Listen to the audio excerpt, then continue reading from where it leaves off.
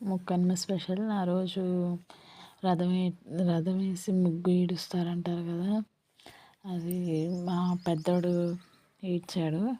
ఇంకొకటి ముగ్గు ఉంది, అక్కడి నుంచి మా యష్ని అదే మా అన్నయ్య వాళ్ళ అబ్బాయిని ఈడ్చమంటే వాడు సగం ఈడ్చి ఆపేశాడు. సరే అని చెప్పి మా అమ్మ మా అబ్బాయి ఇచ్చిన దాంట్లో కలిపి ఇలా చివరికి వేసారన్నమాట. ఎప్పుడు రోడ్డు వరకు వేసేవాళ్ళం మేము. ఇప్పుడు రోడ్డు మీద పిల్లల్ని ఎందుకు పంపించడం అని చెప్పేసి రోడ్డు వరకు వేయించకుండా మెయిన్ సెంటర్లో ఆపేశారు. ఆపేసినప్పుడు ఆ పాపని నేను అన్నాను,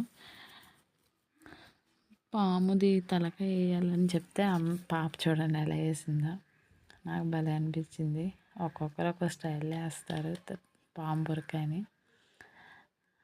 వీడు మళ్ళీ యాక్ట్ చేస్తున్నాడు. చూస్తూ హాయ్ చెప్పమంటే హాయ్ చెప్పడం, హాయ్ చెప్పడు, ఓ డ్యాన్స్లు వేస్తూ ఉంటాడు.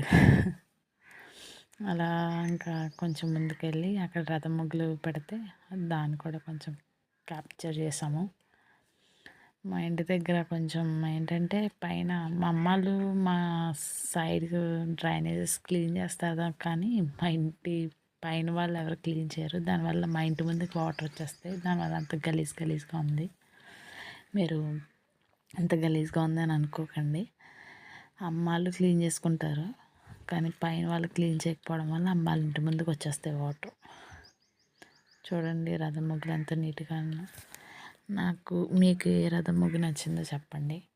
మా అమ్మ ఇంటి దగ్గర ఉన్న కాగడాల మొక్క అన్నమాట ఇది. ఫైనల్గా రథం ముగ్గు ఎలా అనిపించిందో కామెంట్ చేయండి.